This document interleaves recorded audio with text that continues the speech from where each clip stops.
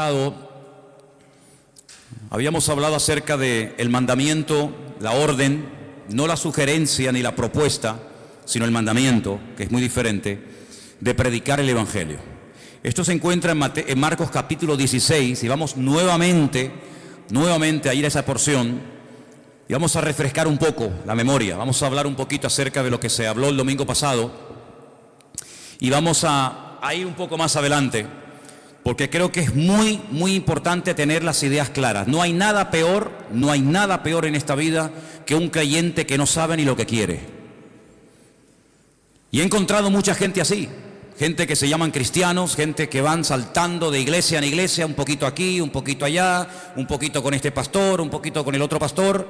Al final se les fue la vida, de flor en flor, picoteando, y en el fondo no sabían ni lo que querían. Aquí no me gusta porque hablan muy fuerte, aquí porque hablan muy bajito, allí porque levantan las manos, aquí porque no las levantan, allí porque hablan en lenguas, aquí porque no hablan en lengua, allí porque están todo el día hablando de dinero, aquí porque nunca hablan de dinero, allí porque es una iglesia muy grande, allí porque es una iglesia muy pequeñita, allí porque... Y siempre buscando defectos por todas partes. Un inconformismo, una insatisfacción. Los problemas siempre son de otros, pero nunca se miran la panza, nunca se miran a sí mismos y se preguntan delante del Señor: Señor, ¿yo por qué no encajo en ninguna parte? ¿Por qué no soy capaz de estar toda mi vida en un lugar? Yo no estoy diciendo que no hay momentos en los que uno tiene que plantearse seriamente qué hago en esta congregación donde no me están dando de comer. Yo no estoy hablando de eso. Hay momentos en los que si usted está espiritualmente pasando hambre sin necesidad, pues oiga, usted tendrá que plantearse con su esposa, con su marido y con sus hijos: Señor, muéstranos un lugar donde podamos comer. Pero no solamente, cuidado, un lugar donde podamos comer, sino un lugar donde podamos comer, donde podamos escuchar la sana doctrina, la palabra de Dios, sino que también podamos servir al Señor. Porque si usted está toda la vida comiendo y comiendo, puede ser que un día reviente, Entonces recibimos, ¿para qué? Para dar. No solamente para decir, mira cuánto sé de la Biblia, he aprendido esto, he aprendido aquello, he aprendido tal, he aprendido cual, y bueno, ¿y ahora qué va a hacer con todo eso? Entonces hay creyentes que están toda la vida en la iglesia, y venga a comer, y venga a comer, y venga a oír, y venga amén, y venga a gozarse, pero no dan. Son ovejas improductivas, son ovejas estériles, personas que se han acomodado y simplemente lo que quieren es venir al cultito, que el pastor les predique, que oren por ellos, que no sé qué y no sé cuánto, pero nada más. Y eso no es el ideal de un cristiano, eso no es una oveja sana. Imagínense, padres y madres que tenéis niños pequeñitos. Aquí en la iglesia tenemos algunos que sí, ahora son muy bonitos, son preciosos los bebés, cómo huelen, ¿no? La piel de los bebés, bueno, cómo huelen sin mencionar determinados momentos, porque también valdría la frase cómo huelen los niños, Pero el niño, pasan 6 meses, pasan 8 meses, pasa 1 año, pasan 3 años y el niño siempre está así y no crece. Ay amigo, ya no es una cosa bonita, ya no es para decir, mira qué niño más lindo, no, ahora como que nos cortamos diciendo, ¿qué le pasa a mi niño que no crece? Me pasó una vez, y lo comenté aquí en la iglesia, que yo estaba en un lugar y vimos a una pareja que había puesto como especie de una toalla, una manta en el suelo, y había un niño, pero el niño tenía cara de mayor, pero el cuerpito era de un bebecito. Y bueno, el Señor nos dio la oportunidad de hablar un poco con ellos y nos dijeron que el niño tenía una enfermedad, y es que no crecía, el cuerpo no se desarrollaba. La cara sí, el aspecto del niño era de un niño mayor, pero sin embargo no crecía. Eso es una enfermedad, eso no es normal, El apóstol Pablo dice en la carta a los Corintios, concretamente en el capítulo 13 de la primera carta: cuando yo era niño, yo hablaba como un niño, yo no siempre tuve la voz que tengo ahora. Había una vez en mi vida que yo hablaba así, pero después ya cambié la voz, ¿sabe? Yo tuve complejos durante muchos años de chiquitito. Yo era el más pequeño en el equipo de fútbol. Yo soy lampiño, yo no tengo pelos. Y cuando yo entraba a las duchas y yo veía aquellos gorilas allí dentro, y entraba yo decía, me daba vergüenza. ¿Sabes lo que hacía? Me cortaba pelos de la cabeza, lo pegaba con cinta adhesiva y me lo ponía bajo el sobaco, para que no se rieran de mí. Si la vida nos va cambiando la voz, la vida nos hace crecer, estirarnos. Yo no puedo ponerme los zapatos, las camisas y los pantalones de cuando tenía 8 años. Pero hay cristianos, hay creyentes que llevan toda la vida con la misma talla de pantalón y de camisa porque no han crecido. Se han quedado raquíticos, se han quedado enanos, ¿Es esto algo nuevo, algo que tiene que ver con el siglo XXI, que es algo de los últimos tiempos? No se equivoque, hermano. Ya en los tiempos bíblicos, en los tiempos de la primera iglesia primitiva, ya había estos problemas. Por ejemplo, el apóstol Pablo, me remito otra vez a la carta a los Corintios, le dice: sois niños en Cristo. No les puedo dar alimento sólido, porque si se le da una chuleta a un niño lo matamos. No puedo compartir con ustedes cosas profundas, no puedo usarles en otros aspectos de la vida. ¿Por qué? Porque os habéis quedado estancados, sois niños carnales. Y claro, y como sois niños y carnales y no habéis madurado ni crecido, habláis como niños, pensáis como niños, hay celos, hay envidias, hay divisiones. Quítate tú para ponerme yo, porque os comportáis como auténticos niños, aunque lleváis toda la vida en la iglesia. Y también cuando uno lee la carta a los hebreos, pues también encontramos palabras como: ya es tiempo de dejar los rudimentos y avanzar hacia la perfección, y comer comida sólida. Y es una tragedia cuando hay creyentes que no quieren crecer, están ahí tranquilos, ahí en su asiento un año y otro año, y está bien, yo vengo, pero esa no es la voluntad de Dios. Dice la Biblia que cuando un pastor sale con su rebaño por las montañas, con frío, con calor, por la mañana, por la tarde, por la noche, a veces jugándose la vida con peligros tremendos, ¿para qué sale? ¿Para qué hace el esfuerzo ese hombre? Es que no hay otra cosa a la que dedicarse en la vida. Bueno, la Biblia nos enseña y nos da a entender tanto en el Antiguo, a través de la vida del rey David y de otros personajes, porque muchos patriarcas fueron pastores. Curiosamente, Abraham fue pastor, Isaac fue pastor, Jacob fue pastor, José fue pastor, David fue pastor, y muchos fueron pastores.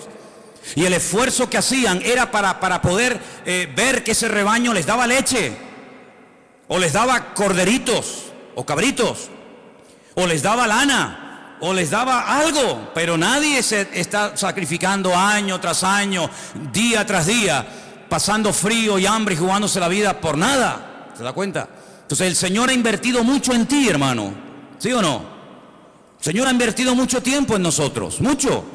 ¿Cuántos sermones tú has oído? ¿Cuántos más o menos? ¿100? 100. 200, 300, 400. ¿Y? El Señor quiere que toda esa semilla que ha sido plantada en tu corazón produzca fruto. ¿Y qué dice el Señor? ¿Qué dice el Señor de un árbol que no da fruto? ¿Qué hay que hacer con el árbol que no da fruto? Según el Señor, cortarlo. Y si lo dejamos para que decore, no, es que no hay objetos decorativos en el reino de Dios. En otros aspectos sí, pero en la iglesia nadie es un objeto decorativo. Vamos a poner el púlpito aquí, una plantita y al hermano al lado, así, quietito, sin moverse. No hay objetos decorativos en el reino. Dice el Señor que llegó a maldecir el Señor Jesucristo a una higuera porque daba un aspecto pero eran falsos. Estaba cargada de hojas. Y se acercó y dice la Biblia que la maldijo porque tenía hambre y no había fruto en ella. Dijo: ¿para qué queremos una higuera que no dé fruto? Está inutilizando la tierra y impide el crecimiento de otros árboles. Alguien le dijo: bueno, vamos a darle otra oportunidad, vamos a abonarla, bueno, ok, una oportunidad más. Pero si no da fruto, me la cortan y la tiran al fuego. Así de claro. Entonces, cuando uno va a la palabra del Señor, en el capítulo 16 de Marcos, vimos la semana pasada que el Señor a sus discípulos primero les reprochó su incredulidad y su dureza de corazón. Versículo 14, Marcos 16, 14. Les reprochó, les echó en cara lo duro que todavía eran, lo incrédulos que todavía eran. ¿Cómo es posible que a veces le cuentes a un cristiano un milagro y te diga: bueno, ya no sé, no será una exageración lo que me estás contando? ¿Cómo puede ser que haya cristianos que duden del poder de Dios? ¿Cómo puede ser que haya iglesias y denominaciones enteras que digan que hoy en día Dios no hace milagros? Entonces, ¿yo qué soy? Si yo entré a la iglesia la primera vez en mi vida a robar, y entré enfermo, y entré endemoniado, que no podían conmigo 8 hombres, ¿y yo qué soy? Señor, ese día me sanó, me salvó y me liberó. Y eso tenía 17 años, voy a cumplir 55 dentro de unos meses.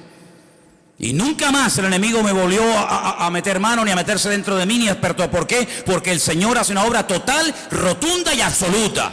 Tuve años en psicólogos, años en psiquiatra, amarrado con camisas de fuerza, de un hospital a otro. Y todo era inútil hasta que vino el Señor y me salvó, me liberó y me transformó la vida. ¿Cómo que Dios no hace milagros hoy en día? ¿Pero quién dijo ese disparate? Lo que pasa es que no los hace a través de tu vida, ni tú los ves, porque tú eres un incrédulo, que tienes la cabeza así de gorda, llena de Biblia, pero tu corazón está seco, porque no tienes comunión con Dios. Y el Señor, cuando va a su palabra, nos dice, prediquen el Evangelio. Pero espere un momento, pero cuando usted predica el Evangelio, cuando usted obedece y pone en práctica la palabra, dice, señales seguirán. Las señales siguen. No es que usted tiene que ir detrás de las señales, no, yo no sigo ni señales ni sigo a nadie, yo sigo a Cristo. Y dice la Biblia que el bien y la misericordia tienen la orden de parte del Creador de seguirme hasta el fin del mundo. Y Él nos protege, y Él nos cuida, y Él nos bendice. Pero cuando obedecemos, ¿y qué hay que obedecer? Predicar el Evangelio. ¿A quién? A toda criatura. ¿Eso lo dice la palabra de Dios, sí o no? Ir por todo el mundo y predicar el Evangelio a toda criatura. Está hablando con judíos, no está hablando en una iglesia evangélica, donde es normal predicar el Evangelio. ¿Qué vamos a predicar? Donde es normal ir a China, Japón, a Cuba, a América, a Europa. No, estamos hablando hace 2000 años con un grupito pequeño de judíos. Y los judíos decían, yo no salgo de mi tierra para nada, porque fuera de mi contorno, fuera de mi frontera, lo que hay son los goyim. Y los goyim son los perros, los gentiles, que no merecen nada. Por eso Jonás se metió en un barco y le preguntaron, vamos a ver, pero ¿tú a qué te dedicas? ¿Cuál es tu oficio en la vida? Y dice, yo soy profeta del Dios Altísimo. Yo sirvo al Dios Todopoderoso, al Dios de Abraham, de Isaac y de Jacob. ¡Wow! ¿Y qué haces aquí si eres profeta? Porque este no es tu lugar. Pregúntate siempre, ¿estás en tu lugar? Y si estás en el lugar, ¿estás haciendo lo que el Señor te ha llamado? Si tú eres profeta, ¿qué haces aquí de marinero? No, es que yo estoy huyendo. ¿Huyendo de quién, muchacho? Huyendo de la presencia de Dios. Pero ¿cómo puede una persona llegar a pensar que puede esconderse de Dios y Dios no encontrarlo? ¿Hay alguien aquí que crea eso? ¿Hay alguien aquí que crea que usted se puede meter en un sitio donde Dios no te va a encontrar? Adán lo intentó. Adán creía que se podía ocultar de Dios. Adán no era ateo. Adán era creyente, era producto de las manos. Pero él creía la gran mentira de que se podía ocultar de la presencia del Señor. Lo mismo que Jonás. Yo huyo de la presencia del Señor. Pero si huyes de la presencia del Señor, ¿qué pasa? ¿Que a dónde vas? Porque ¿a dónde iba Jonás? Según la Biblia, a Tarsis. ¿Dónde está Tarsis? En el sur de España, en Huelva. Ahí está Tarsis, todavía se llama Tarsis. ¿Y él de dónde venía? Salió de una ciudad que se llama en la Biblia Jope. Hoy en día se llama Jafo. ¿Qué le parece, amigo? Se montó en un barco para huir de la presencia del Señor. Es decir, él iba a cruzar todo el Mare Nostrum. Él iba a cruzar todo el gran mar, el mar Mediterráneo. Porque decía, aquí vive Dios en Israel, en el templo de Jerusalén. Pero allí, en el otro extremo de la tierra, Dios no está. Y entonces allí no está la presencia del Señor. Por lo tanto, allí puedo hacer lo que me da la gana. Vivir en desorden, vivir en rebeldía. Porque Dios vive allí, pero más allá ya no está. Se equivocó. No hay lugar en el mundo, ni fuera del mundo, del cual te puedas esconder de Dios. A todo lugar donde vayas, de día o de noche, el Señor sabe dónde está. Sus ojos recorren toda la tierra, dice la palabra del Señor. Por lo tanto, es inútil huir de la presencia del Señor. Pero él, ¿por qué huía? Porque le había dado el Señor la orden de ir a un país extranjero, a otra cultura. ¿A dónde? A Nínive. ¿Y eso dónde queda? En Irak. Ay, amigo. Y allí era la gente terrible, terrible. Allí eran, pero vamos, salvajes, auténticos salvajes, como siguen siendo hasta el día de hoy. Como siguen siendo las peores barbaridades y las peores torturas y las muertes más viles y humillantes y crueles se siguen todavía desarrollando y manifestando en esas culturas. Y lo filman y lo suben a internet para que todo el mundo vea los salvajes que son. Tremendos, siguen siendo iguales. El espíritu no ha cambiado. Y dice, ¿quién? Yo ir a Nínive para que se arrepientan. Y si se arrepienten, Dios los va a perdonar. De eso nada. Por lo tanto, si yo no voy y si yo no les predico, no les vendrá convicción de pecado, porque el mensaje era muy cortito, pero era muy claro. Dile a los habitantes de Nínive que dentro de 40 días, si no se arrepienten, destruyo la ciudad entera. Y Jonás dice, 40 días, pues ya está, fácil. Yo me voy de la presencia de Dios, no les predico, si no voy yo, nadie va. No hay internet, no hay WhatsApp, no hay nada. Y dentro de 40 días... ¡qué bueno! El Señor se los cargó a todos. El Señor dijo, no, eso es lo que tú te crees. Pero Dios nunca pierde, Dios siempre gana. ¿Cuántos dicen amén? Diga conmigo, Dios nunca pierde, Dios siempre gana. Más fuerte, Dios nunca pierde, Dios siempre gana. que te tiran por la borda y prefieres morir ahogado. No te lo crees ni tú, querido. Yo no sé silbar, pero si supiera, trágate a este.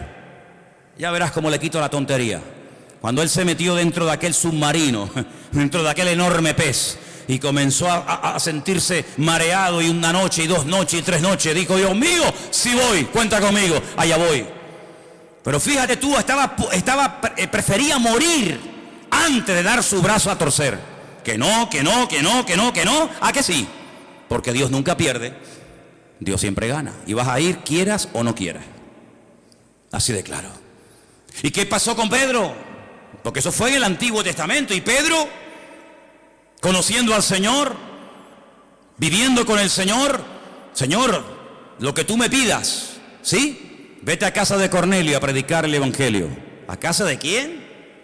Cornelio. Cornelio es un centurión romano, imperialista, que nos tienen aquí todo el día el cuello trancado, que nos están amargando la existencia. ¿Cómo voy yo a ir a casa de un gentil romano? Pues vas a ir, quieras o no quieras. Y fue, y mire cómo empezó el mensaje. Ustedes saben cuán abominable es para un judío entrar a la casa de un gentil.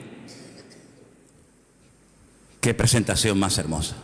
Es como si yo dijera esta tarde: la verdad es que yo no tengo ningún deseo de verles las caras a ninguno de ustedes. La verdad es que yo estoy aquí por obligación, porque tengo que predicar, pero yo por mí me mandaría a mudar y lo dejaría todo. Pero vamos a ver, pero este hombre que está diciendo, este hombre se le fue la olla. Así empezó Pedro el mensaje. Así empezó. Porque no quería, no entendía que gente fuera de su cultura, de sus esquemas, entendieran el Evangelio. Pero el Señor ya lo había dicho: id por todo el mundo y predicad el Evangelio. Es decir, que desde el principio el Señor viene hablando acerca de que Él tiene un plan general, y en ese plan entra la salvación de todas las naciones de la tierra. Porque Dios quiere que todos los hombres procedan al arrepentimiento y que todas las naciones se salven y conozcan a su Hijo Jesucristo a través de su palabra. ¿Cuántos dicen amén? Pero dice la palabra de Dios que en un principio no era así. No había necesidad de predicar el Evangelio ni nada a nadie. ¿Por qué? Porque el único que había conocía al Señor y se llamaba Adán. Adán era un hombre perfecto, tan perfecto que ni sudaba, no tenía frío, no tenía calor. Algunos dicen: bueno, pero si no iba a morir, porque también era un ser eterno, porque Dios lo creó eterno, porque la paga del pecado es la muerte, y si no había pecado no había muerte. ¿Dónde iba a caber tanta gente? Si se iban a comenzar a reproducir, y uno y otro, y miles, ¿dónde va a caber tanta gente desde los tiempos de Adán hasta hoy en día? Oye, ¿por qué te crees tú que Dios creó tantos planetas? ¿Para tenerlos vacíos? ¿Qué sentido tiene haber creado miles, millones de planetas para tenerlos vacíos? No, Dios creó todo eso para ir poblando todo el universo, para que todas las naciones, para que todo el universo conociera del poder de Dios. Pero ustedes lo han echado todo a perder, porque habéis pecado. Y ahora las cosas han cambiado radicalmente. Ya no va a volver a ser nunca más como antes. Ahora vas a sudar, ahora vas a tener frío, ahora van a tener dolores, ahora le va a doler por aquí, le va a doler por allá. Ahora se van a levantar los padres contra los hijos contra ellos mismos. Ahora va a ser todo diferente. Cuando vayas a sembrar te vas a pinchar la mano, porque nacerán cardos y espinos. Aquellos animales con los que te entretenías y jugabas, ahora se te van a volver en tu contra. Ay, amigo, todo ha cambiado. Claro, es que cuando uno peca, cuando uno desobedece a Dios, todo cambia. No puede permanecer todo igual. La paga del pecado es la muerte. Y Adán comenzó a experimentar en su cuerpo, en su mente, en su alma, en su espíritu, en su familia, en sus hijos, en todo. Comenzó a notar las consecuencias del pecado. Pero Dios a un hombre le da una promesa. Y ese hombre se llamó Abraham, más tarde Abraham. Y le da una promesa. La promesa es muy clara y muy sencilla de entender. En ti serán benditas todas las naciones de la tierra. Y dice la Biblia que Abraham le creyó a Dios. Le creyó a Dios y fue declarado justo. ¿Crees lo que yo te prometo? ¿Sí? ¿Crees que serás padre de multitudes?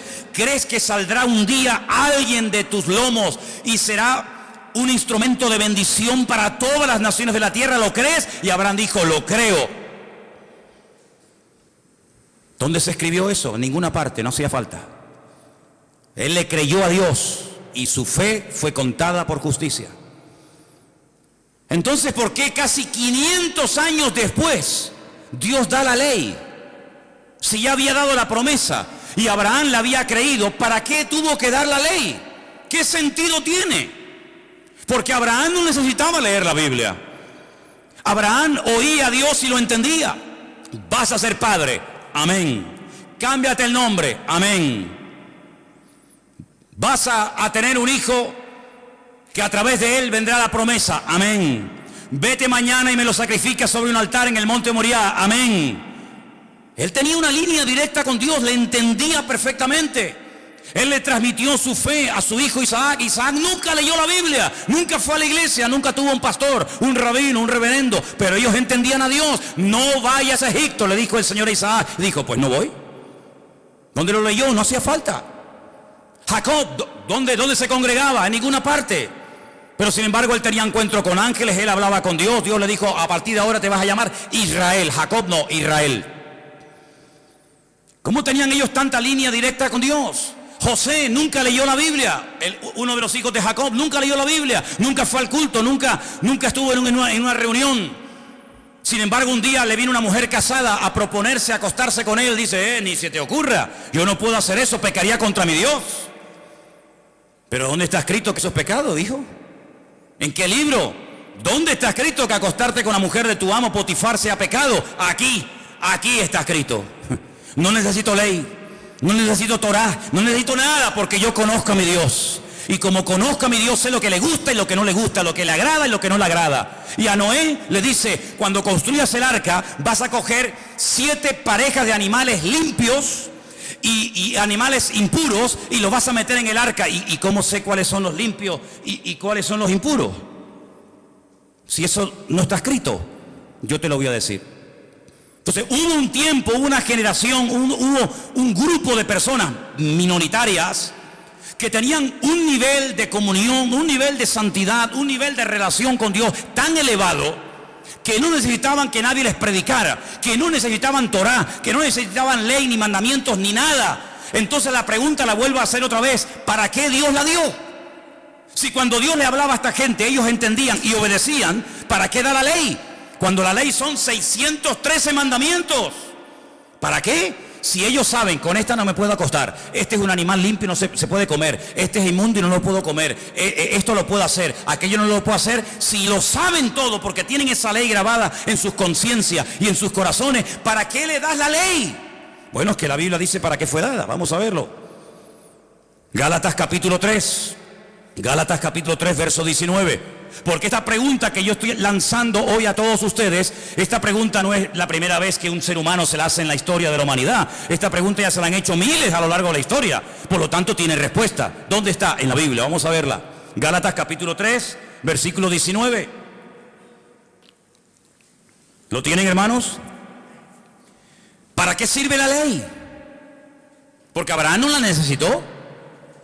Abraham se circuncidó él solo. Él solo, sí, él, y a su hijo, y al otro, y al otro. Entonces, ¿para qué fue, o para qué sirve entonces la ley? Amigo, escucha esto. Es que la ley fue añadida a causa de las transgresiones. Porque no todo el mundo era como Abraham, no todo el mundo era como su hijo Isaac o como su nieto Jacob, no todo el mundo tenía la espiritualidad y la santidad y el nivel de relación como tenía José. Ojalá fuera así, pero no era la realidad. Por lo tanto, hay que poner límites. Por lo tanto, la ley no fue dada para los buenos, sino para los transgresores, porque los buenos no necesitan ley. Dice, ¿qué ley le voy a poner a un obediente como Abraham? ¿Qué ley le voy a poner? No me obedezcas tanto. Oye, no tengas tanta fe. A los que hacen la voluntad de Dios, a los que conocen al Señor, no necesitan ley, pero fue dada a los transgresores. Y ellos no eran transgresores, pero iba a haber muchos. Fue dada a causa de las transgresiones hasta, ay amigo, esta preposición es fundamental. ¿Hasta cuándo? Viniese la simiente a quien fue hecha la promesa. ¿A quién se le hizo la promesa? A Abraham. En ti serán benditas todas las naciones de la tierra. Cuando venga esa simiente, cuando se cumpla esa promesa que yo te he dado, hasta ese momento llega la ley. Mientras tanto, no. Entonces dice, hasta que viniese la simiente a quien fue hecha la promesa y fue ordenada por medio de ángeles en mano de un mediador. Y el mediador no lo es de uno solo, pero Dios es uno solo. Luego, ¿la ley es contraria a las promesas de Dios? Dice, en ninguna manera. Pero si por la ley, porque si la ley dada pudiera vivificar, la justicia fuera verdaderamente por la ley. Mas la Escritura lo encerró todo bajo pecado, para que la promesa que es por la fe en Jesucristo fuese dada a los creyentes. Pero antes, escucha, antes de que viniese la fe, estábamos confinados, encerrados, enclaustrados bajo la ley, encerrados para aquella fe que iba a ser revelada. De manera, versículo 24, que la ley ha sido nuestro ayo, para llevarnos ¿a quién? Para llevarnos a Cristo. Yo pregunto, ¿vino ya Cristo o no ha venido todavía? Porque en Israel lo están esperando, dicen que no ha venido. Pero yo pregunto hoy en Santa Cruz de Tenerife, ¿Cristo ha venido, sí o no? Bueno, pues sí ha venido. Y dice aquí, de manera que la ley ha sido nuestro ayo para llevarnos a Cristo, a fin de que fuésemos justificados por la fe. Pero venida la fe, ya no estamos bajo ayo. Ya está. Si usted no entiende esto, pues oiga, yo intentaré explicárselo lo mejor que pueda. Pero está tan claro, pero tan claro. Abraham, te voy a dar una promesa, pero entre la promesa y el cumplimiento de la misma van a pasar muchas generaciones, muchos siglos. Y yo conozco al ser humano, porque si cuando eran perfectos y hablaban conmigo todos los días, pecaron y desobedecieron, imagínate ahora que ya le dieron lugar al pecado, que ya han probado la rebeldía y la desobediencia. Si antes no pudieron mantenerse en santidad, ¿cuánto menos ahora? Por lo tanto, entre que te he dado la promesa y hasta que venga la promesa, y la promesa es Cristo, van a pasar muchas generaciones, muchísimas, miles y miles de personas. ¿Cómo hacemos para que esto no se desmadre? ¿Cómo hacemos para que el mundo no se autodestruya? ¿Cómo hacemos para frenar la maldad? Poniendo leyes. Los casados, ustedes no pueden engañar a sus mujeres con otras mujeres.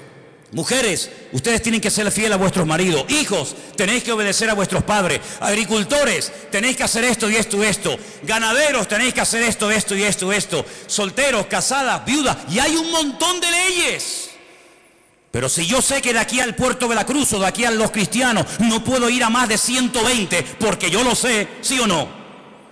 Yo no necesito que por el camino me pongan carteles. 120. Pero si ya lo sé. Pero entonces, ¿por qué se ponen? Porque siempre habrá alguno que aún, a pesar de que lo sabe, se va a pasar el límite y va a querer ir de 200. Y después pasa lo que pasa. Si yo sé que en España se circula por la derecha y los que me vienen por la izquierda, yo no necesito tantas indicaciones, porque ya lo sé, ya lo aprendí, ya lo sé de toda la vida.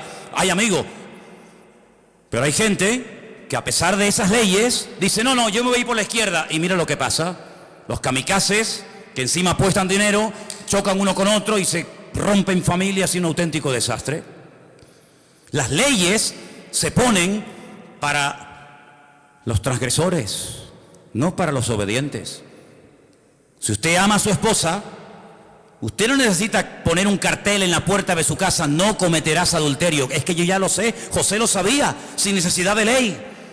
Pero dice la Biblia que el Señor dio la ley para parar, para frenar, para poner un coto, porque ellos vivían rodeados de amorreos, filisteos, jebuseos, cananeos, y aquellos eran un desmadre, un desorden de países. Comían de todo, se mataban unos a otros. Bueno, era terrible lo que esa gente hacía. Si yo cojo a mi pueblo de la esclavitud en Egipto y los meta a vivir con esta gente, se van a pudrir como ellos, se van a terminar matando unos a otros. Entonces pongo leyes. Por ejemplo, ¿por qué los judíos tienen la obligación o tenían la obligación en aquel tiempo de sacrificar en el altar animales como por ejemplo corderos, ovejas, bueyes?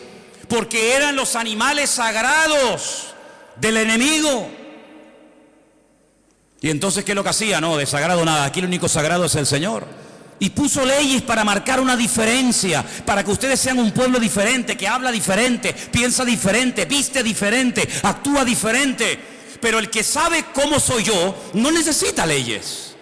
El que sabe cómo soy yo, como el caso de mi amigo Abraham, como el caso de José, Y como el caso de otros personajes, ellos saben cómo tienen que vivir, porque tienen comunión conmigo, pero ustedes, la mayoría, que no tienen comunión conmigo ni la quieren tener, yo a ustedes les tengo que meter leyes y leyes y leyes y leyes, y esto no, y esto no, y esto no. Y la ley, escúchame bien, no hay misericordia, no hay clemencia en la ley, no existe.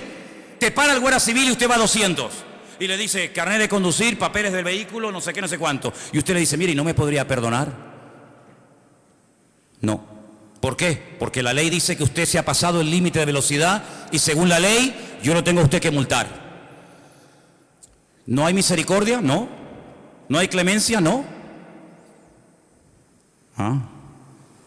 Y como le dijo una vez un hermano que venía conmigo en el coche, le dice, y si sigue hablando y protestando, también le voy a poner otra multa porque veo que no llevaba el cinturón de seguridad puesto, así que mejor estése calladito.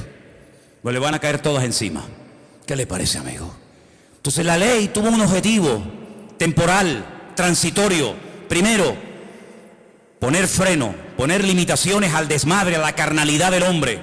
Segundo, aunque le suene fuerte, hacerle la vida imposible al hombre. ¿Para qué? Para que llegue un momento en el que diga, yo no puedo con esto, Señor, esto es demasiado, esto es terrible. Señor, 613 mandamientos, pero si Adán tenía uno y era perfecto y no pudo, y a mí me manda 613, no puedo. Claro, pero te quiero llevar a un momento en el que digas, me rindo, yo no puedo con esto. Y entonces tendrás que pedirme ayuda a mí y en ese momento te mandaré a mi hijo, ¿te das cuenta?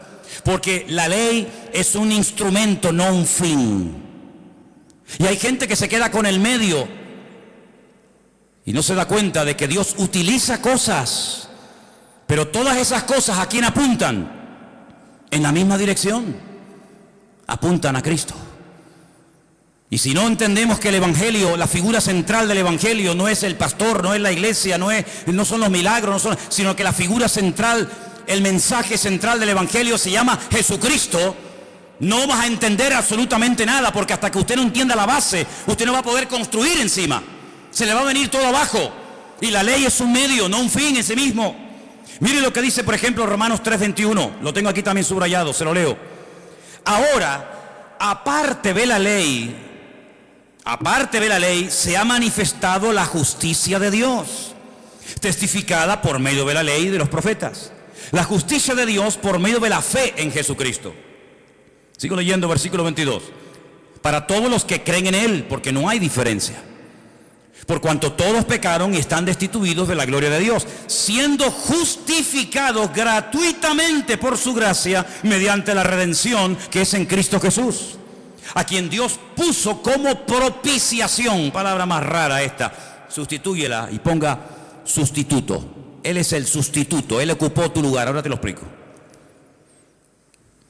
Nuestra propiciación por medio de la fe en su sangre, para manifestar su justicia a causa de haber pasado por alto en su paciencia los pecados pasados, con la mira de manifestar en este tiempo su justicia, a fin de que Él sea el justo y el que justifica al que es de Jesús, de la fe de Jesús. ¿Dónde está puesta la jactancia? ¿Dónde está? Dice aquí, queda excluida. ¿Por cuál ley? ¿Por la de las obras? No, sino por la ley de la fe. Concluimos pues que el hombre es justificado por la fe sin las obras de la ley. Esto no lo he escrito yo, y esto no se escribió ayer a la noche para el mensaje de hoy. Esto lleva 2000 años escrito. Conclusión, que el hombre es justificado por la fe sin las obras de la ley. Es decir, que si yo no cumplo la ley, yo me puedo salvar. ¿Cómo? Por la fe en el Señor Jesucristo. Pues esto es un disparate, para ti sí, para mí no. Para mí ha sido lo más maravilloso que he podido oír en mi vida. Que soy salvo por la fe en Jesucristo, no por lo que yo pueda llegar a ser, sino por lo que Él hizo por mí. Porque aunque intentara cumplirlo, no puedo, porque nunca daré la talla. Porque la ley de Dios es perfecta y el ser humano es imperfecto. Y como un ser imperfecto puede intentar o puede presumir de que Él puede cumplir con la ley. Imposible. ¿Es Dios solamente Dios de judíos? No, es también Dios de los gentiles. Y ciertamente lo es. Porque Dios es uno y Él justificará por la fe a los de la circuncisión, es decir, a los judíos, y por medio de la fe a los de la incircuncisión. Es decir, Dios dio una ley temporal y transitoria hasta llevarnos a la realidad del cumplimiento de la promesa. Y cuando la promesa vino, y la promesa fue el Señor Jesucristo, el medio dejó de cumplir su objetivo. Este vaso de agua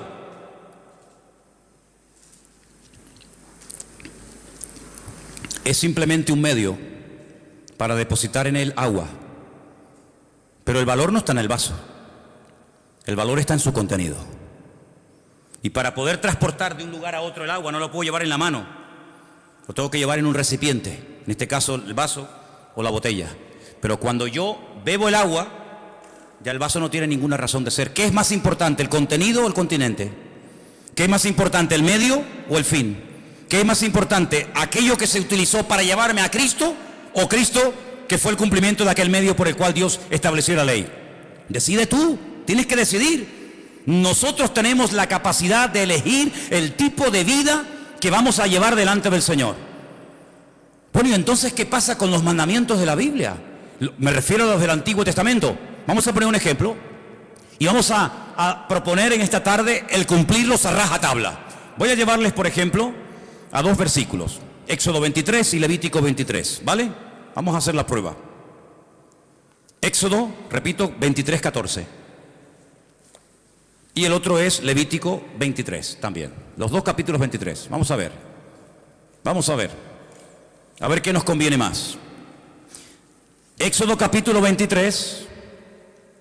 Dije que versículo 14. Vale, vamos para allá. 23, 14. 3 veces en el año me celebraréis fiesta. 3 veces en el año me celebraréis fiesta.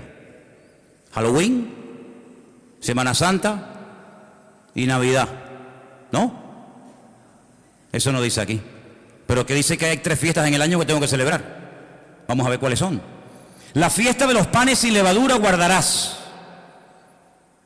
7 días comerás los panes sin levadura, como yo te mandé en el tiempo del mes de Abib. El mes de Abib, ¿cuál es ese mes? ¿Cuál es el mes de Abib? ¿Qué significa Abib? Tel Aviv. No hay una ciudad que se llama Tel Aviv. ¿Y Aviv qué significa? Primavera. Como yo te mandé en el tiempo de la primavera. Porque en ese mes saliste de Egipto y ninguno se podrá presentar delante de mí con las manos vacías. Bien, ya sé cuál es una. Los panes sin levadura. 7 días comiendo panes sin levadura. Vale. Segunda, la fiesta de la siega. Bien. Y después, si quieres, podemos leer la otra que también nos dice que era la fiesta de los tabernáculos. Está en Levítico 23, 34. Y ahora dice, 3 veces en el año, versículo 17, estoy aquí, 3 veces en el año se presentará todo varón delante del Señor. Vale, entonces, según el Antiguo Testamento, estamos tratando de hacer una prueba práctica, objetiva, para ver si podemos cumplir con esto. 3 veces al año dice el Señor en su palabra que todo varón, luego las mujeres quedaban excluidas. No me dijeron nunca eso. Yo no sé lo que ustedes le dijeron, yo sé lo que estoy diciendo. Las mujeres no tenían obligación de hacerlo, los hombres sí. 3 veces al año, fiesta de Pascua o Pesaj. Pesaj significa saltar. Saltaron de la esclavitud a la libertad. Un poquito más adelante, 50 días más adelante, la fiesta que llamamos nosotros Pentecostés o Shavuot, la fiesta de las semanas. Y al final, casi entre septiembre, generalmente octubre, una fiesta que se llama la fiesta de los tabernáculos. Pero la pregunta es, ya sé el nombre de las fiestas, ya sé cuántas fiestas son, pero ¿dónde se celebraban? ¿Dónde se ponían en práctica estas fiestas? ¿Dónde? ¿Dónde? En el sitio que estableciera el Señor tu Dios. ¿De dónde huía Jonás? ¿De Tacoronte? ¿De la matanza? ¿De dónde huía Jonás? Él huía de Jerusalén, huía de Israel, porque en la mentalidad del judío se les metió hasta en los tuétanos que Dios vive en el templo de Jerusalén. Por eso yo cuanto más me aleje de Jerusalén, más me alejo de la presencia de Dios. Mira, hasta el día de hoy, hermano, escuchen bien esto, hasta el día de hoy en Israel está la creencia de que el mundo son como grandes círculos concéntricos.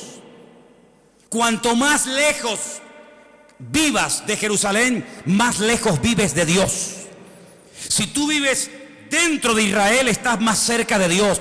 Pero si vives en el norte de Israel, no estás tan cerca de Dios como el que vive en el centro de Jerusalén. ¿Por qué? Porque en Jerusalén era donde vivía el gran rey, no donde vive, donde vivía el gran rey. Pero dentro de Jerusalén había una montañita, un monte llamado el Monte Moriah, y dentro del monte había un edificio, y dentro del edificio había 2 habitaciones, y dentro de ese edificio había una en particular, pequeñita, que era el Santo Santorum, el lugar santísimo, donde estaba allí el Arca de la Alianza, y donde entraba una vez al año, en el día del Yom Kippur, el sumo sacerdote. Ese era el hombre que vivía más cerca de Dios.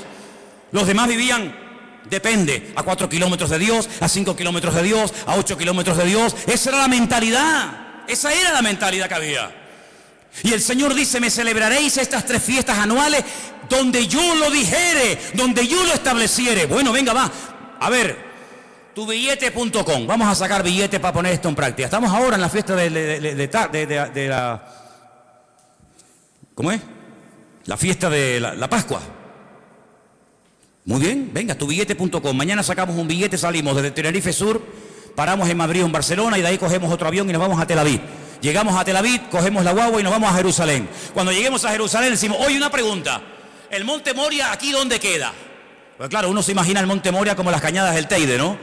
El Monte Moria es un monte muy chiquitín, que lo han aplanado encima para poder construir, y entonces llegas y te dicen: no, el Monte Moria está dentro de la ciudad vieja de Jerusalén. Venga, nos metemos por donde entramos, por la puerta de Damasco, que la conocen muchos de ustedes que hemos ido allí. Venga, entramos por la puerta de Damasco, empezamos a darnos codazos con todo el mundo porque es una calle abarrotada, cruzamos todo el barrio árabe, follón tremendo, llegamos al control militar. Allí nos quitamos las chaquetas, los bolígrafos, los móviles, todo, y ya pasamos del barrio árabe al barrio judío. Ya estamos allí estamos en el muro de los lamentos, en el Col del Hammurabi, el muro occidental, ¿vale? ¿Y ahora qué hacemos? ¿Dónde está el monte? Está allá arriba. ¿Y cómo subimos? Bueno, como tú no eres musulmán, tú no puedes subir por cualquier parte. Solamente hay una puerta de acceso, una escalera de madera de acceso para los no musulmanes, y es esa. Entonces tienes que ponerte en la cola, no se te ocurre llevarte una estrella de David, una cruz, una Biblia, porque te prenden fuego allí mismo. Entonces tienes que hacer una cola enorme, y cuando llegas arriba y cruzas el puente de madera, y llegas allí arriba y dices: Salam aleikum salam, alhamdulillah, Shukra, vamos a buscar el templo. Y te dice: ¿el qué? Claro, como a lo mejor no habla español, le tienes que decir el Bet Hamikdash. Aquí no hay Bet Hamikdash. Aquí hay 2 mezquitas, una allí y otra aquí. Aquella se llama la mezquita de Omar, y aquella se llama la mezquita de Al-Aqsa. Pero ¿y el templo? Porque yo he leído aquí que tengo que venir al templo del Señor 3 veces al año, y he venido de Tenerife y todos estos conmigo. Pues aquí no hay templo, y como se ponga chulo le damos una paliza y lo tiramos del muro abajo, y no es la primera vez que lo hacen, ¿eh? Entonces me vengo a Tenerife frustrado porque digo: Señor, no puedo cumplir tu palabra, Señor, no puedo. Porque la voy a cumplir ¿dónde? En mi casa. Eso no vale, no vale. Es que es allí. Es decir, que los cristianos españoles que vivían en el sur o en el norte de España tenían que viajar 3 veces al año a ir a Jerusalén. ¿Me estás diciendo eso? Exactamente te estoy diciendo eso. Y si no quería, eso es otro tema. Pero el Señor dijo: 3 veces al año se me van todos a Jerusalén a celebrar la fiesta de Pesach, la fiesta de Shavuot y la fiesta de los tabernáculos, la fiesta de Sukkot. Pero Señor, si yo lo quiero hacer hoy en día yo cojo tu palabra y la interpreto literal y la quiero poner en práctica, no puedo. Y si no hago las cosas como tú me has dicho, ¿qué hago entonces? Bueno, pues si no puedes hacer las cosas como yo he dicho, no las hagas, porque para hacerlas mal mejor que no las hagas. Pero ¿y entonces cómo hago? Bueno, entonces lo que tengo que ir a la Biblia a buscar una respuesta a mi incertidumbre, a mi problema. Señor, ¿qué hago? Y ahora me encuentro que la Biblia dice: vuestra Pascua es Cristo. Amigo, que mi Pascua es Cristo. Ajá. Yo soy vuestra Pascua. Por eso mi paz os dejo, mi paz os doy. Y a donde vayas, te puedes estar tranquilo, porque si vives en el sur, en el norte, en América, en Oceanía o donde sea, en Cristo Lo que no puedes cumplir, aunque quieras, porque no se dan las condiciones, ya lo has cumplido si tienes a Cristo viviendo dentro de tu corazón. Ay, amigo, ¿os dais cuenta cómo Cristo es todo? ¿Te das cuenta cómo Cristo destaca por encima de todo? Es como cuando un alpinista está días y días y se esfuerza y lucha y oxígeno y esto y aquello. No ve nada, está luchando para llegar a una cumbre, y cuando llega por fin arriba, ¡ay, amigo! Desde arriba se ve una panorámica alucinante, se ven todos los picos, se ve a lo mejor en el fondo otro continente, se ve, yo qué sé, el mar. Pero para poderlo ver todo, tienes que subir. Por eso dice la Biblia que hasta que no subamos, hasta que no levantemos en alto al Señor Jesucristo, no vamos a entender nada. No vas a entender nada, porque los mandamientos del Señor tienen condiciones, y si no se dan las condiciones no se puede poner en práctica el mandamiento.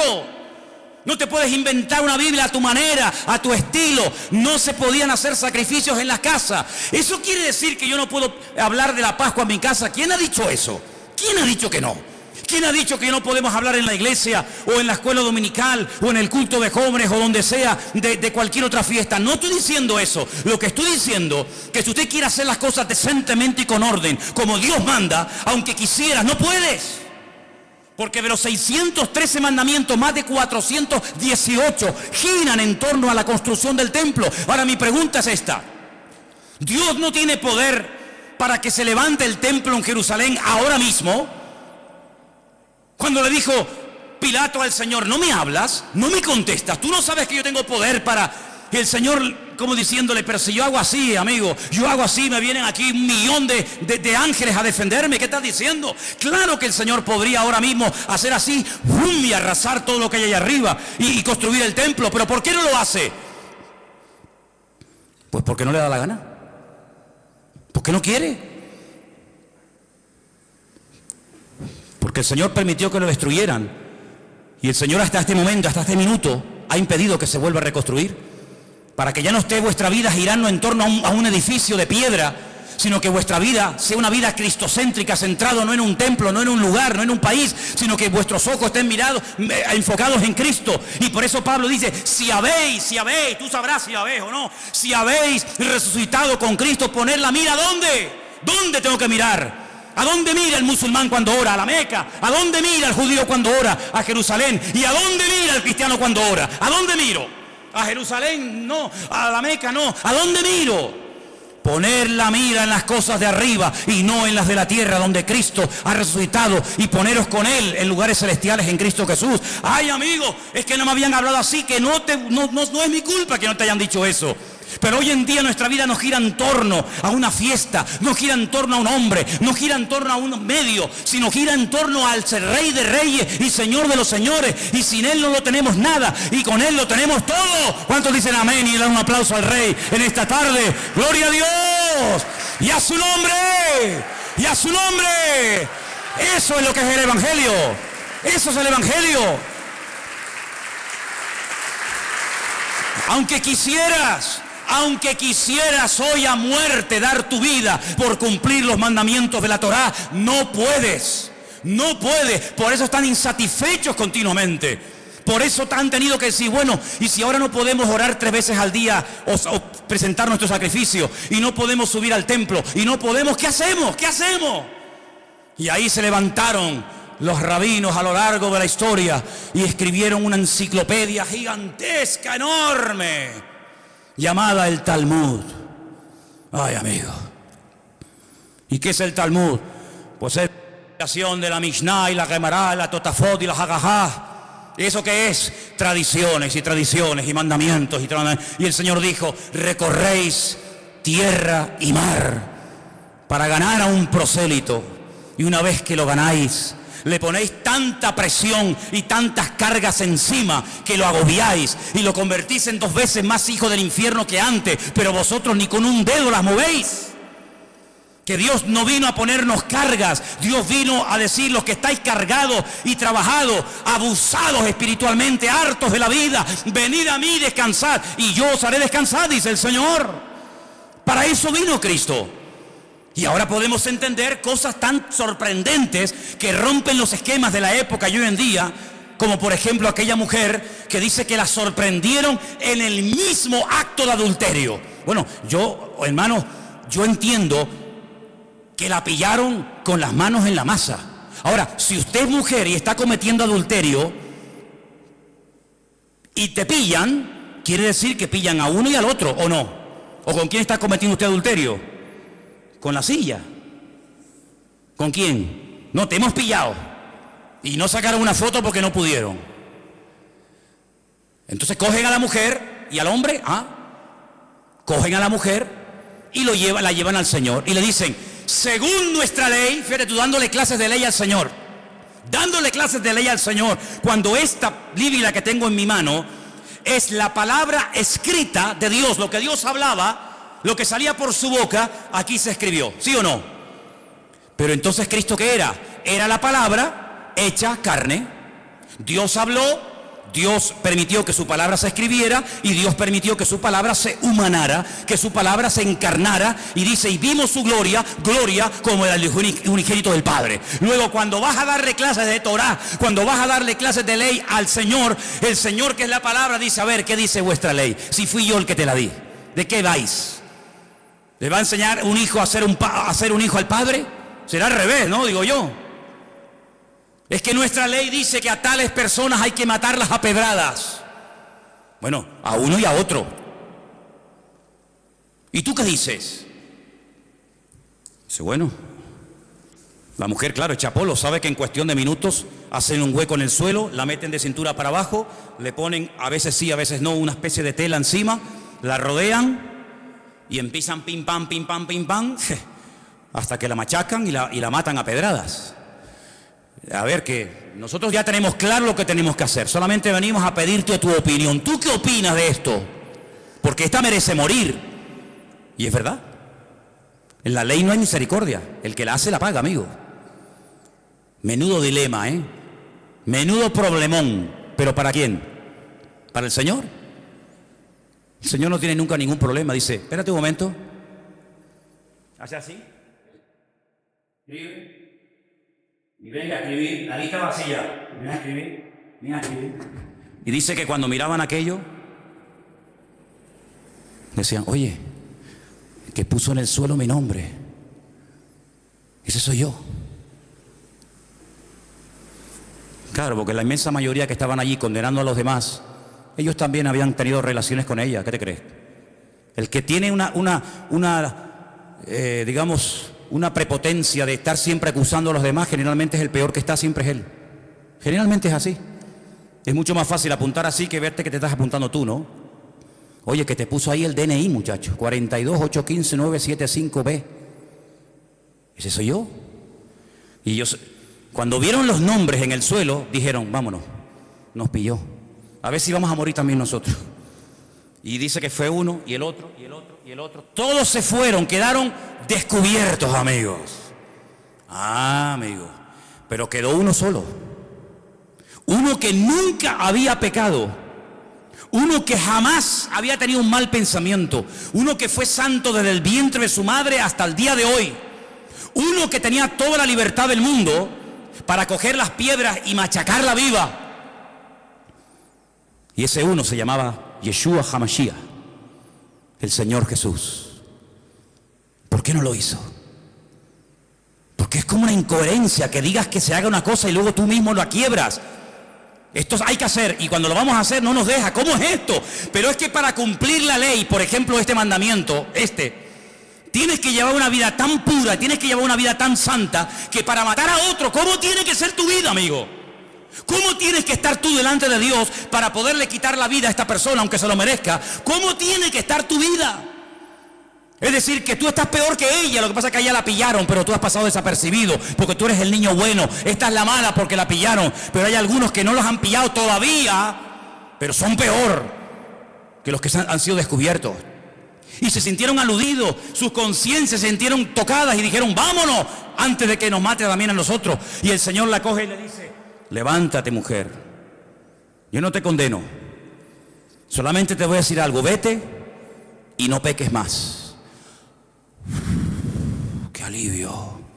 Pero nos enfrentamos con un dilema, no se ha solucionado el tema totalmente. Claro, la mujer se va contenta, pero aquí hay una duda.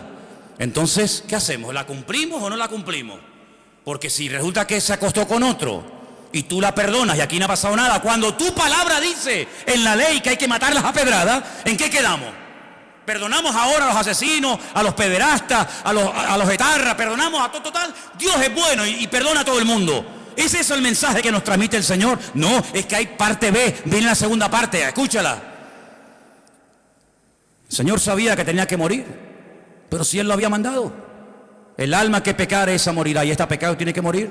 Pero vamos a hacer una cosa, no hemos leído esta tarde, cuando les dije esa palabra rara que se ha leído, Él es la propiciación de nuestros pecados, que les dije, si no la entiende, póngala por la palabra, Él es nuestro sustituto. ¿Os acordáis que lo dije? Muy bien, vamos a hacer una cosa. En vez de matarla a ella, yo me ofrezco voluntario para que me maten a mí. ¿A ti? Pero si tú no eres ni casado, tú no puedes cometer adulterio aunque quisieras. Tú no has pecado nunca, no importa. Yo vine a este mundo a dar mi vida en rescate por muchos. Y voy a morir por ti, Judas, también, que me vas a traicionar, me vas a vender. Voy a morir por ti. Te voy a estar esperando hasta las 3 de la tarde que muera, te voy a estar esperando colgado en la cruz. Y voy a morir por ti, Poncio Pilato, que te lavas las manos, aquí no ha pasado nada, por ti también voy a morir. Y voy a morir por ti, Anás y Caifás. Voy a morir por los borrachos, por los alcohólicos, por las prostitutas, voy a morir por los adúlteros, voy a morir por todos los criminales y asesinos de la historia de la humanidad, porque ese fue el mandato que recibí de mi Padre. ¿Estás dispuesto a que yo lance mi ira contra ti en vez de contra aquella, contra aquel y contra aquel? ¿Estás dispuesto a cargar todo el peso del pecado de toda la historia de la humanidad, de los que murieron, de los que viven y de los que aún no han nacido? ¿Estás dispuesto a semejante sacrificio? Y el Hijo dijo, hágase mi voluntad. Hágase tu voluntad y no la mía. Heme aquí, envíame a mí, Señor. Entonces, cuando Cristo muere por esa mujer y por todos y cada uno de nosotros, cuando Él resucita, una mujer se lo encuentra y lo va a abrazar y dice, espera un momento, espera, no me toques todavía porque aún no he subido. Aún no he subido, aún no he ido a la presencia de mi Padre a decirle, Padre, mira, lo hice todo como tú me pediste, mira. Me traspasaron, me acribillaron, me torturaron, me escupieron, me hicieron de todo. Y el Padre acepta la sangre de su amado Hijo Jesús, le da unas vestiduras nuevas. Cuando se presenta el Señor y entra en aquella habitación donde están llorando y asustados y muertos de miedo, como hemos leído esta noche, dice, Shalom Alejem, paz a vosotros. Ya no tienen que tener miedo de nada ni de nadie, porque vengo con un mensaje de mi Padre, y es que le ha perdonado los pecados a todos ustedes. Así como a Adán, Dios le dijo, fuera, fuera de mi vista, fuera del jardín del Edén, porque has pecado, le has hecho más caso al diablo que a mí, y no mereces estar conmigo. Ahora lo que se perdió en Adán, lo recuperamos en Cristo. Y Cristo dice, ni se te ocurra ir en tu propia justicia, que yo cumplo la ley, que ni se te ocurra, porque no sales vivo de la presencia de mi Padre. Porque mira, Moisés no entró, Abraham mintió, David adulteró, no ha habido ni uno que pueda presumir de que ha hecho todo correctamente. Por lo tanto, ni se les ocurra a ustedes tener la temeridad de acercarse al trono de la gracia con vuestros trapos de inmundicia, con vuestras obras y con vuestras historias, porque no sirve de nada, porque el profeta Isaías dice literalmente que todas nuestras justicias son como trapos de inmundicia. Y si quieren se lo digo en hebreo, como compresas usadas. ¿Eso dice en hebreo? Sí, Señor. Todo lo mejor que me puedan ofrecer, ese es el concepto que Dios tiene de lo mejor. Imagínate de lo peor. Señor, pero entonces de nada sirven mis sacrificios, de nada sirven mis esfuerzos, de nada, de nada. Y ahora, ¿cómo me presento delante de Dios? Permítame la expresión, no me malinterpreten. Disfrazado de Cristo, vestido de Cristo, para que cuando tú vengas delante de Él, ¿por qué decimos vengo a ti en el nombre de Cristo? Porque como vengas en tu nombre, amigo, como vengas en tu nombre, eres hombre muerto. Señor, no soy digno. Señor, no merezco nada. Soy un adúltero, soy un fornicario, tengo problemas de este tipo, tengo problemas de otros, soy así, soy asado. Cosas que ni mi mujer ni mi marido saben, las he hecho, las he deseado, las he pecado, las he comprado, las he mirado. Señor, no soy digno, pero vengo vestido con las ropas de justicia de Cristo. Y el Padre te dice, hijo mío, porque no te ve a ti, ve a Cristo como ve a Cristo que cumplió la ley y dio la talla, y su sangre nos ha limpiado de todo pecado, ahora podemos dormir en paz y vivir en paz, aunque no haga nada. Pero ¿cómo que no haga nada? No, que ya no tengo que hacer nada, porque ya todo lo hizo Él. Si usted quiere el vasito, toma el vaso. Pero el Señor dijo, ¿tú no te das cuenta que este vaso fue traspasado de generación en generación? Abraham se lo dio a Isaac, Isaac se lo dio a Jacob, Jacob se lo dio a José, José se lo dio al otro, y fue pasando de generación en generación. Y dice, ¿y cuándo vamos a poder beber? ¿Cuándo vamos a ver el cumplimiento de esto? Y llegó Cristo y dice, del vaso del que yo bebo, vosotros también beberéis. Y no entendieron en ese momento nada, pero hubieron personas que sí entendieron el mensaje. Lo entendieron mucho más claro que los religiosos, porque el espíritu religioso embota la mente. El espíritu religioso fanatiza al pueblo. El espíritu religioso esclaviza la mentalidad de la gente. Y por eso los religiosos eran capaces, terrible hermano, de ver a una pobre mujer, 18 años asistiendo al culto, y no le hacían ni caso, porque está enferma y encima es mujer. Pero Cristo entró a la sinagoga y le dice, mujer, ven para acá, quedas libre de tu enfermedad. Y se enderezó y comenzó a glorificar a Dios. Y veía un leproso y decían los judíos, uy, un leproso, uy, que me contamina y me tengo que ir a mi casa de una semana sin poder entrar al templo. Ni loco me acerco yo a un leproso. Y el Señor hacía así y lo tocaba. ¿Qué va a manchar, qué va a contaminar al Señor? Un leproso nada lo puede contaminar, porque Él es bendito y santo por los siglos de los siglos. Amén. ¿Cuántos dicen amén? Y por eso fue una sinagoga y le dijo a un ciego, mira, sé libre de tu enfermedad. Y al otro lo sanaba, y al otro no sé qué. Y claro, luego venían, bueno, pero no puede ser. Vamos a ver, es que hoy es Shabbat. Hoy es Shabbat. ¿Y?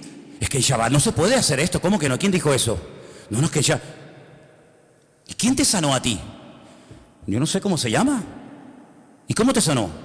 No, me puso barro en los ojos y me mandó al estanque de Siloé, que está en la otra punta de Jerusalén. Yo he estado en el estanque de Siloé, ¿te acuerdas, Carmen, cuando nos metimos por abajo? Que por poco te mueres allí, ¿eh? Un estanque enorme, kilómetros por debajo de tierra, lo mandó a la otra punta. ¿Por qué no lo mandó al estanque de Betesda, que está allí pegadito? Porque los judíos decían que un judío no podía caminar más de 1000 metros, más de 1050 metros en día de reposo. Por eso ustedes van a encontrar en la Biblia camino de un día de reposo. ¿Y cuánto camino un día de reposo? 1050 metros. Pero si me voy al estanque Siloé, entre que voy y vengo, hay más de 1050 metros. Por eso los judíos le dijeron, ese hombre que te dio esa orden no es bueno, es un pecador, porque ha quebrantado el día de reposo. Y dice este pobre hombre que no tenía mucho conocimiento de la palabra, mira, si es bueno, si es malo, si es pecador o no es pecador, ni lo sé, ni me interesa. Yo lo único que sé, que yo era ciego y ahora veo. Y ustedes con toda su parafernalia no me habéis podido ayudar en todos estos años. Y este hombre vino y en un segundo me cambió la vida.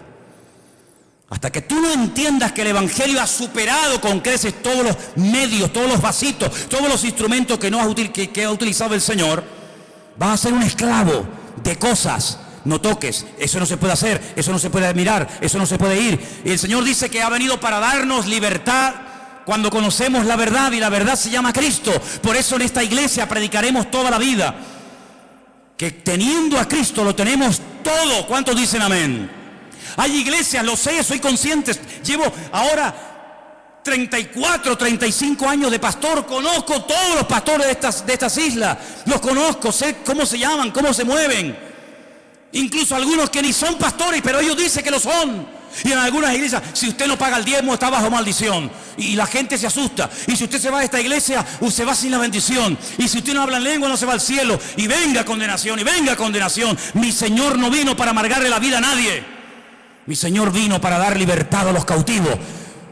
Hoy estarás conmigo en el paraíso, hijo. Pero sin dar el diezmo. ¿Cómo se va a salvar sin dar el diezmo? Sin hablar en lengua, sin ayunar, sin evangelizar a nadie, así, por la buena. Hoy estarás conmigo en el paraíso. ¿Pero qué ha hecho este hombre? Nada. Es que no puede hacer nada. El que lo está haciendo soy yo. Y como yo lo voy a hacer bien, Yo te ofrezco el paraíso y lo que haga falta. Pero hay algunos que están empeñados, porque son ignorantes y quieren seguir siendo ignorantes, que es lo peor. Que hay que hacer esto, que hay que hacer aquello, que hay que hacer tal, que hay que hacer tal, que hay que hacer no sé qué, y que hay que hacer no sé cuánto, y que hay que hacer que te he demostrado con la Biblia, o no te enteras. Te he demostrado con la Biblia que aunque quieras cumplir la ley no puedes, hombre. Te lo estoy diciendo. Entonces no sigas R que R con lo mismo, no sigas R que R con lo mismo, hombre. No se puede cumplir la ley, no se puede cumplir la Torá, no se puede cumplir bajo ningún concepto. Hay un laxus que ha quedado ahí suspendido, y es el tiempo de gracia, en el cual dice el Señor, ahora prediquen el evangelio, abren los ojos a la gente, que entiendan que no es a través de este medio, que no es a través de aquel, que hay un solo camino, un solo mediador, y tiene nombre, se llama Jesucristo. ¿Cuántos dicen amén?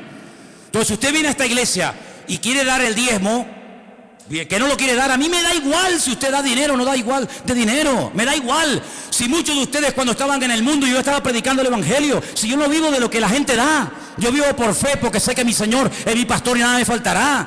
Si usted habla en lengua, me parece bien, mire, es que yo no quiero hablar en lengua, pues no hable, mijo. A mí me da igual si usted habla o no habla en lengua. Es que a mí no me gusta ayunar, pues no ayune. Es que yo no puedo venir a la oración por la mañana, pues no venga. Pero entonces esto que es un libertinaje, no, es la libertad gloriosa de los hijos de Dios. Es vivir tranquilo, vivir sin agobios, vivir sin presiones religiosas. Yo odio la religión, porque las religiones son ataduras y son presiones a la gente. Y encima el religioso se cree que por cumplir está agradando a Dios, y a veces nada más lejos de la realidad. ¿Saben lo que le digo? Lo que le digo a muchos: disfruta de la vida. Disfrute de la vida. Hermano, y si yo no me levanto a las 6 de la mañana y si oro a las 10, ¿qué? El Señor a las 10 está ocupado, no lo puedo atender. Nunca he entendido eso. Está bien levantarse temprano y orar, yo no tengo nada en contra de eso. Pero si mañana quiere dormir una horita más, ay Señor, perdóname. ¿Por qué? Porque tenía que haber orado a las 6. ¿Dónde dice la Biblia que hay que orar a las 6? La Biblia dice orad sin cesar. A las 6, a las 7, a las 8, a las 9, a las 10. Dios no ha venido a traernos condenación, hermano. Dios ha venido a alegrarnos la vida. No te la compliques más de lo que la vida nos pone impedimento, porque el Señor ha venido a que usted sea libre, a que usted viva en paz. Se viene a la iglesia a disfrutar, no se viene a la iglesia a sufrir. Si usted va a una iglesia a sufrir, no vaya. O usted es masoquista, le gusta que le humillen, le gusta salir vacío, le gusta salir mal. No, la iglesia ha sido diseñada por el Señor para abrirnos los ojos, para aclararnos nuestras dudas, para que no seamos ignorantes y vivamos en la libertad gloriosa de los hijos de Dios. ¿Cuántos dicen amén? Y entonces, ¿qué tengo que hacer? Pues buscar a Dios en oración, esforzarme en lo que dice el Señor. Ahora bien, yo les hago una pregunta. Si no se puede cumplir la Torá porque no se dan las condiciones actuales para cumplirla, ¿para qué complicarme la vida queriendo cumplir con algo que no se puede? Dele la vuelta a la tortilla. ¿Usted puede hoy en día orar? Pues ponte a orar. ¿Usted puede hoy en día congregarse? Sí, pues congréguese. ¿Usted puede leer la Biblia? ¿Usted puede evangelizar? ¿Usted puede ayudar a una persona así? Entonces, ¿por qué no te preocupas más en hacer lo que puedes hacer? Y no te agobias tanto con lo que no puedes hacer. ¿Usted puede hacer feliz a su mujer? Pues hágala. No, es que, no sé, haga lo que pueda hacer y deje en las manos de Dios lo que usted no puede hacer. Ese es el evangelio que se predica aquí. Esto es lo que se enseña en esta congregación, Vida Nueva. Aquí y en nuestra iglesia en el Puerto de la Cruz, y lo que estamos enseñando en el sur, esto es lo que aquí enseñamos. Es que en la otra iglesia, es que a mí no me interesa lo que enseñen en otras congregaciones, no me interesa. Aquí enseñamos la libertad que Cristo nos vino a dar, no libertinaje. Aquí enseñamos una vida de tranquilidad, de paz, de sosiego. Aquí enseñamos lo que dice la Biblia, predicamos el evangelio del Señor Jesucristo. Si usted quiere que yo le predique la Torá, váyase a Jerusalén, porque yo no soy un rabino, yo soy un cristiano. Y yo no tengo la obligación de enseñar Torá, yo tengo la obligación de enseñar evangelio. Eso es el mandato que dice la Biblia. Y dice la Biblia, y termino, y es la lectura que hoy se ha leído. Por eso siempre usted tiene que prestar atención a la lectura que se lee antes del mensaje, porque en el 99% de los casos la lectura previa al mensaje hace referencia o guarda relación directamente con el mensaje que posteriormente se va a compartir. Y si usted prestó atención, nuestra hermana Sonia subió aquí y dijo: si algún ángel del cielo viene y os predica otro evangelio diferente al que nosotros os hemos anunciado, sea anatema. Vamos a hablar clara para entendernos. ¿Qué es anatema? Pues claro, si dice anatema y no sabe lo que es anatema, pues entonces... Anatema significa maldito, literalmente, maldito. Es decir, que si mañana o esta noche yo tengo un sueño y se me presenta un ángel. Hola, Manolo. ¿Qué tal? ¿Qué pasó? Te vengo a dar un mensaje. A ver. Que el Señor no va a venir. Vengo de parte del Señor que no va a venir. Vengo a decirte que la Biblia que tiene está equivocada, que no es la verdadera, que hay por ahí otra que nunca se tradujo por miedo a no sé qué, que el Señor no ha perdonado los pecados de todo el mundo, sino de unos cuantos. ¿Saben lo que hago con ese ángel? Tengo un bate de béisbol que cogí aquí en el rastro. Tengo un bate de béisbol. Le doy una entrada de palos al ángel, hermano. Yo he cogido más de una ocasión el bate de béisbol. Mira, una vez cuando cogí el bate de béisbol, fue en Bolivia, en Santa... ¿Hay algún boliviano aquí? Tú eres de Santa Cruz de la Sierra, en el séptimo anillo, donde teníamos nosotros el comedor, y comenzamos a dar de comer y comer y comer a los niños, que ahí tú sabes que hay mucha necesidad, ¿verdad? Por allí no aparecía nadie, ni los pastores de la ciudad cuando íbamos a visitar las iglesias, y Armando está ahí, que no me dejará mentir. Íbamos a las iglesias y contábamos lo que estábamos haciendo, de barro hasta aquí, miseria, era terrible aquello. Y nos decían, pues no sabíamos que aquí había eso. Y tú eres de aquí de Bolivia y yo vengo de 15.000 kilómetros y sé más de la miseria que hay en tu barrio que tú. Pues tú, ¿qué pastor eres? ¿Qué evangelio predicas tú? Y lo llevábamos al barrio y se quedaban asustados. Llevamos un día un montón de doctores para que examinaran a los niños y decían, ay, estos niños qué sucios. Claro, ¿qué quiere?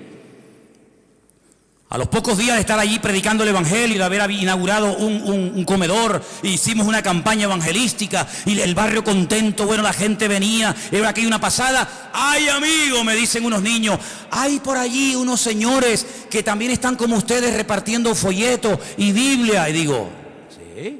Pero si aquí nunca ha venido nadie, ¿dónde están? Y me fui, ¿y saben quiénes eran?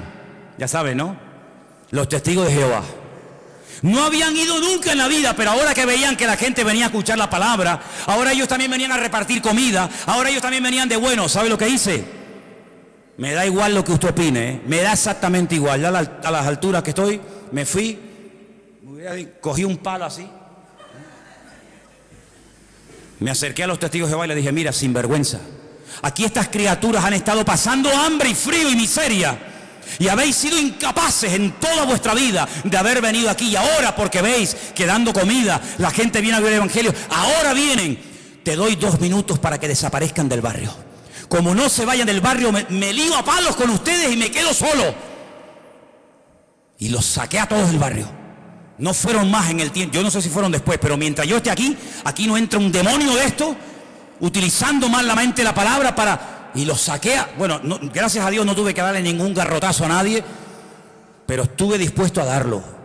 Porque el Señor Jesucristo un día entró al templo y le dijo, ustedes son unos sinvergüenza, que utilizando la bondad del pueblo, que quieren beneficios al Señor, ahora vienen aquí y ponen unos precios abusivos y están convirtiendo mi casa de oración en una cueva de ladrones. Pero yo digo, ¿y cuántas cuevas de ladrones hay hoy en día?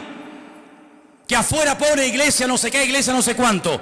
Hermanos queridos, hay que espabilar y hay que darnos cuenta de que el evangelio ha venido para darnos libertad. ¿Usted quiere vivir en esa libertad? Bienvenido sea. ¿No quiere vivir en la libertad de Cristo? Bueno, pues que Dios le bendiga. Pero en esta congregación no adaptamos la doctrina a usted. Usted no está aquí para pastorearme a mí. Yo estoy aquí para pastorear.